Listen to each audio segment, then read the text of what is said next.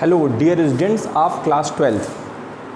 Today I am going to start my third unit of class 12, that is current electricity.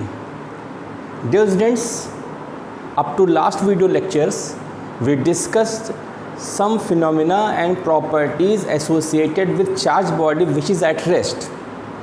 That is, we discussed unit electrostatics.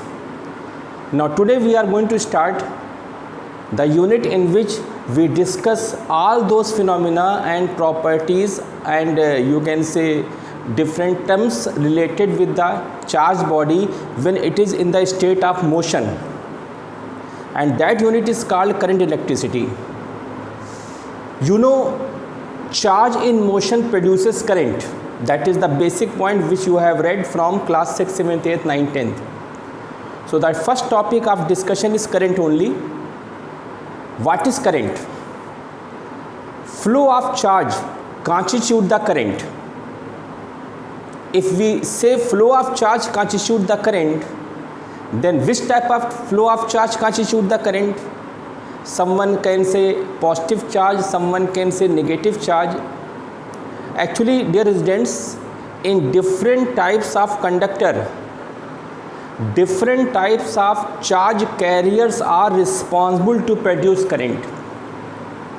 For example, if conductor is solid, just take an example of metal, charge carriers are only free electrons because positively charged protons remains present inside the nucleus, so they can't move. So in conductor, especially solid conductor, current develops due to the flow of electrons only. So charge carriers are electron. If we take the example of liquid conductor, means conductor in the form of liquid, you have read in chemistry electrolysis process. When we pass the current, some liquid breaks into ions. This is called electrolysis. So in liquid conductor, charge carriers are cations and anions. Both cations and anions are responsible to produce current. If we take the example of semiconductor, group 14 elements, germanium and silicon, charge carriers are electrons as well as holes. So current develops due to electron as well as due to holes also. What are holes? Positively charged sheet created by electron when it jumps from valence band to conduction band. Basically, gases are insulators. But if we create a certain condition, what is that condition?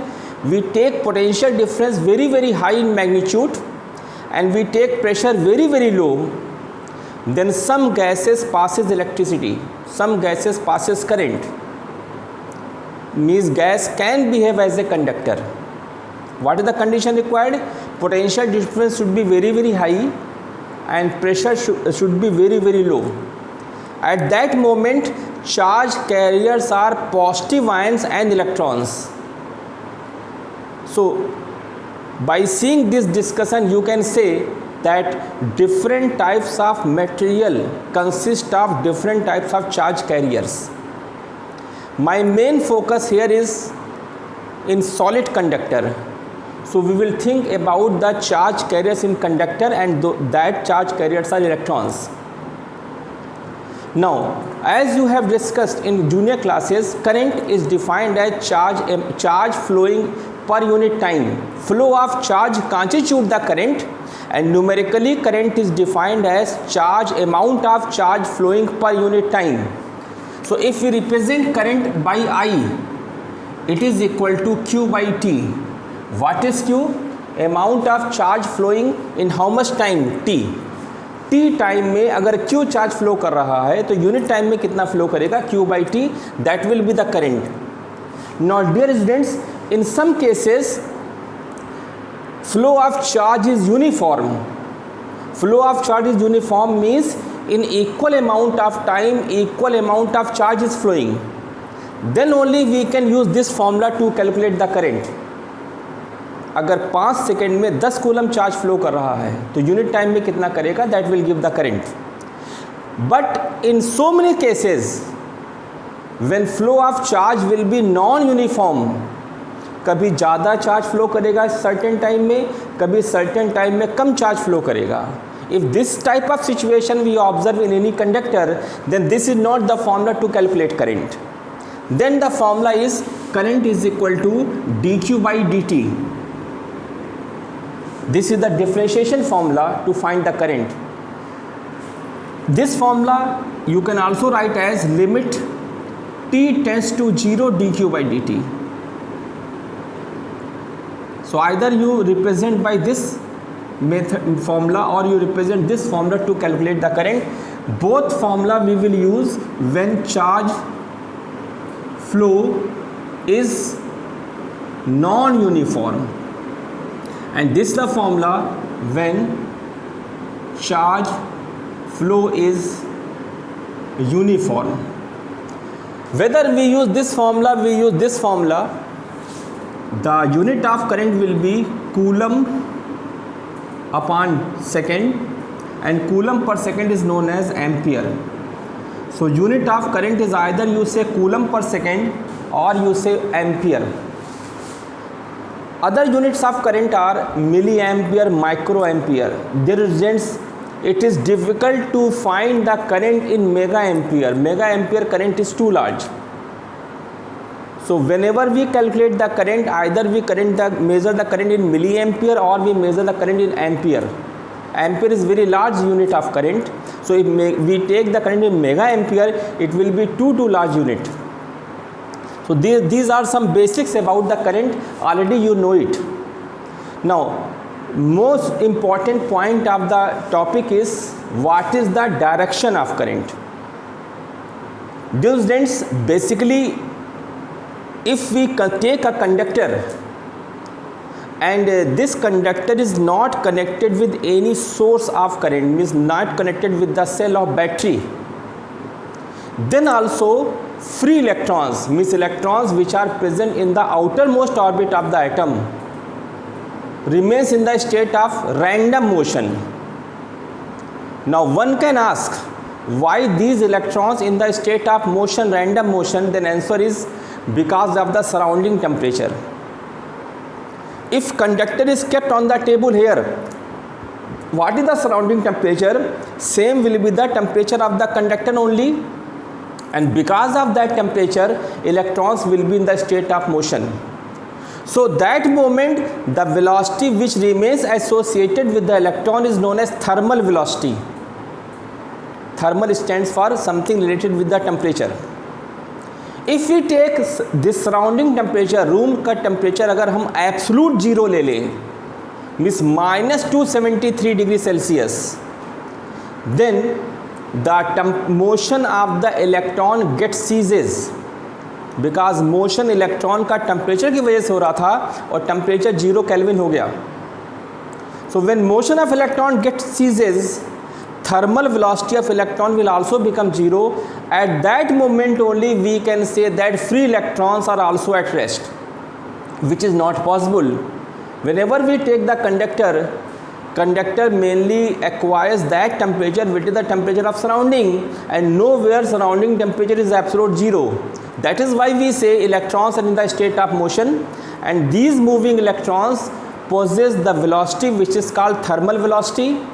Because of this thermal velocity, they remain in the state of random motion, so no current we observe.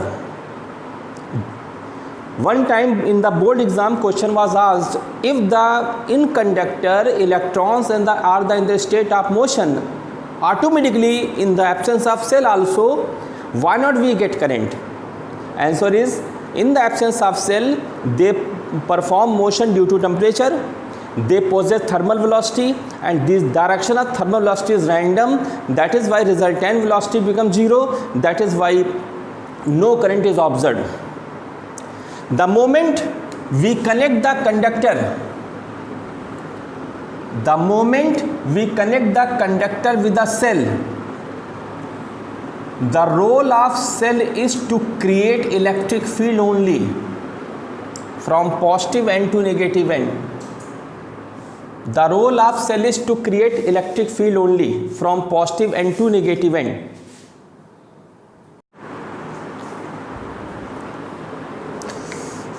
As electric field is created, free electrons present in the conductor starts moving from negative end to positive end because they experiences force towards positive end. Now when these free electrons starts moving from negative end to positive end, since motion of all the electron is unidirectional, these unidirectional moving electron produces current. So when we connect the conductor with the cell, then only why current moves? Because before connection, electrons performed random motion. The velocity by which they move is known as thermal velocity. As there is no definite direction of electron, hence there is no current. But as conductor is connected with the cell, due to the presence of force experienced by each electron in a definite direction, random motion converts into unidirectional motion. As a result, electron develops current. Now when electrons move from negative terminal to positive terminal, then why we assume current from positive to negative? This is also a big question. Electrons are moving from negative terminal to positive terminal. Why current is moving from positive to negative? The answer of this question we can say on the basis of other currents.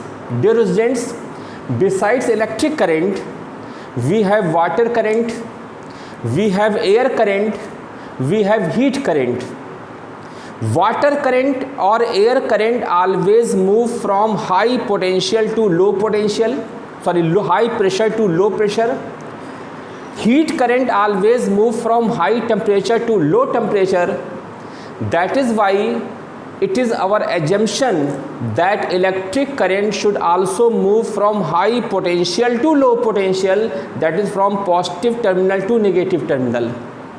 So conventionally, because of the direction of other current is from high magnitude to low magnitude, that is why electric current is also taken as it is moving from high potential to low potential.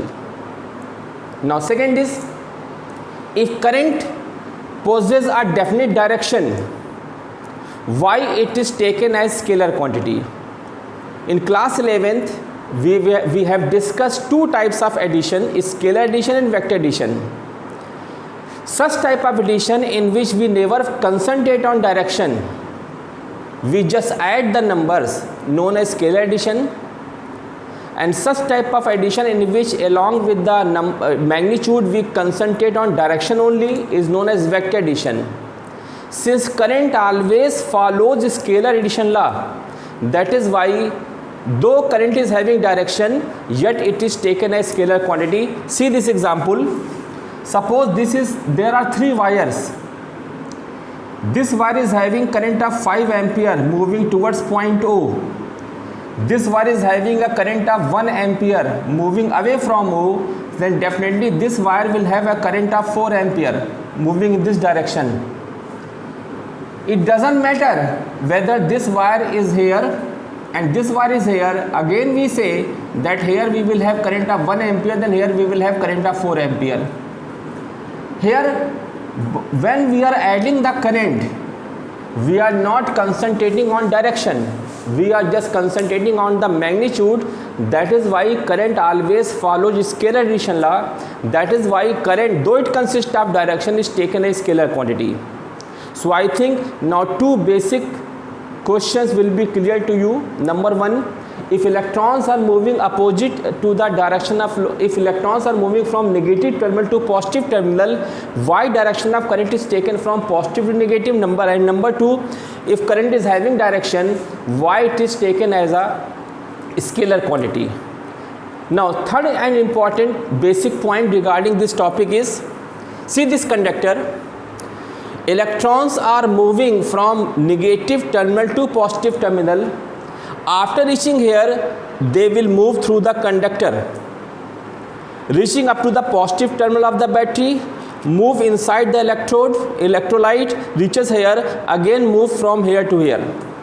So can we say that electrons when moving from conductor to the, you can say, connecting wire, after some time this conductor will have deficiency of electron? No, because let 10 electrons are moving from this conductor to the wire. The moment 10 electron will come out from here, immediately from here 10 electron will enter, because these are the connecting wires, and these connecting wires are also made up of conductor. They are also having free electron. So as the conductor is connected with the cell, not only free electrons of conductor move, along with the free electrons of conductor, free electrons of this connecting wire also move, because the cell develops electric field every place. The cell develops electric field every place. So here also electron experiences Lorentz force, here also electron experiences Lorentz force. So immediately all the electrons starts performing motion. These electrons move here, they move here, they move here, they move here, they move here, they move here, they move forward direction, they move here. Like this electrons move. It is not correct to say that when conductor is connected with the cell, only and only free electrons of conductor move. If we assume that only free electrons of conductor are in motion, then definitely as conductor will be connected with the cell, conductor will become charged. This question was asked in the exam.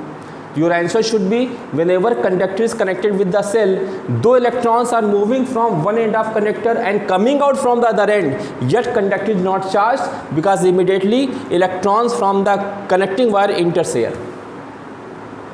Now second question, which one more question was asked in the exam, that if the electrons of the conductor take some time to let ammeter is here. First of all, if electrons of conductor are taking some time to reach up to the ammeter, then the moment cell is connected with the conductor and circuit gets closed, why we get deflection in the ammeter immediately?